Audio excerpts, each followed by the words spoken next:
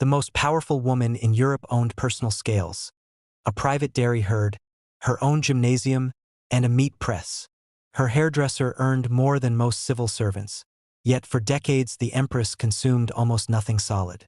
Her lady-in-waiting believed that without constant intervention, she would have starved to death. Nobody stopped her, because refusing food was the only power she had left. Empress Elisabeth of Austria is famous today largely because of a romantic 1950s film trilogy. But the real story is far darker. It is a case study in how an institution can grind down a human being until controlling her own body becomes the last act of defiance. She was never meant to be empress. In 1853, Archduchess Sophie arranged for her son, Emperor Franz Joseph, to meet her niece Helene as a potential bride. 15-year-old Elizabeth merely tagged along. Dressed in mourning black because their gowns never arrived, her pale beauty captivated the young emperor instantly. He handed her his bouquet at the birthday ball, a political detonation in a court of rigid protocol. The engagement was announced days later, and Elizabeth wept, saying she loved him deeply but wished he were not the emperor. Her sister Helene, the original candidate, retreated into quiet piety and later married elsewhere. Decades later, dying of cancer, she greeted Elizabeth with old Sisi, and when told they had both suffered hard lives, replied with devastating clarity, "Yes, but we had hearts." Elizabeth's arrival in Vienna was a shock. A free-spirited girl who skipped lessons to ride horses, she was thrust into the Spanish ceremonial protocol that governed every breath. She needed permission to discuss literature and was criticized for wearing the wrong color thread. The true power behind the machine was Archduchess Sophie, who had engineered her son's throne and had no intention of relinquishing control. Sophie escorted the 16-year-old to her wedding bed and later seized Elizabeth's children. The babies were named by Sophie, christened without their mother's knowledge, and placed in a nursery near Sophie's rooms. Elizabeth, denied the right to raise her own children, described herself as a bird with clipped wings. When her first daughter died of illness in 1857, an ambient institutional blame settled on her. She wore a bracelet bearing her dead child's likeness forever and stopped eating for days. It would not be the last time. Modern academics have concluded that Elizabeth's lifelong struggle with food was a clear case of anorexia nervosa. Her extreme restriction was not vanity but a means of controlling the uncontrollable. She weighed herself multiple times a day, consumed only milk, orange juice, raw egg whites, or broth pressed from raw meat.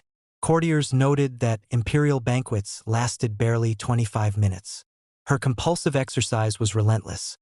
She walked up to 10 hours a day at punishing speeds, forcing her attendants to rotate in shifts. She installed gymnasiums in every residence, including a rented English abbey where a secret staircase was built so she could eat away from prying eyes. To eliminate any visible wrinkle or bulk, she was sewn into leather corsets so rigid they had to be replaced in weeks. Her elaborate 3-hour hair rituals, carried out by a hairdresser dressed all in white, were used as a shield against unwanted court obligations. She slept in raw veal masks, bathed in olive oil, and spent 4 hours daily on beauty alone, effectively engineering a way to avoid the world. Psychological turmoil ran in her blood.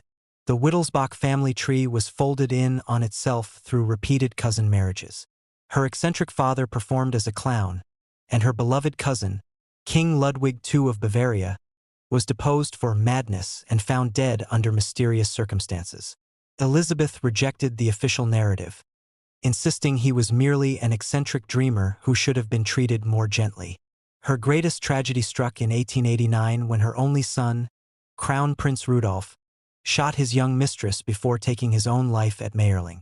The court covered up the murder-suicide to secure a Catholic burial, but the truth shattered Elizabeth.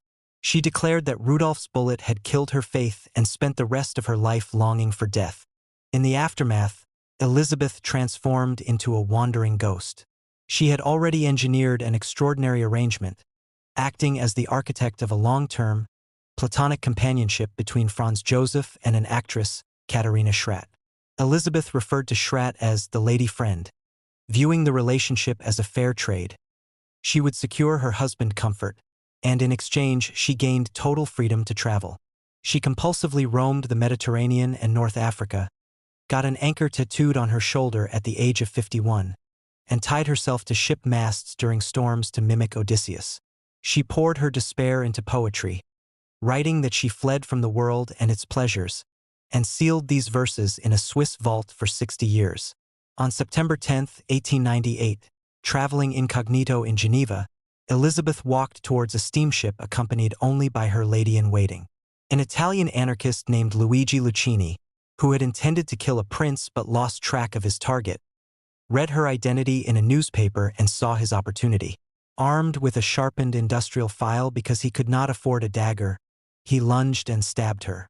She stood up, brushed it off as a minor jostle, and boarded the ship. Only minutes later did she collapse, whispering, "What actually did happen to me?"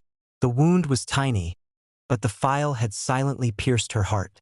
She bled internally and died within an hour. Her husband, informed of the news, slumped into his chair and muttered that he would be spared nothing on this earth. Decades later, a medical term was coined for atypical depression characterized by restless hyperactivity, Sisi syndrome. She remains a woman who walked 10 hours a day, built secret gymnasiums, and consumed almost nothing, leaving behind sealed poems, museum exhibits, and a final question nobody could answer.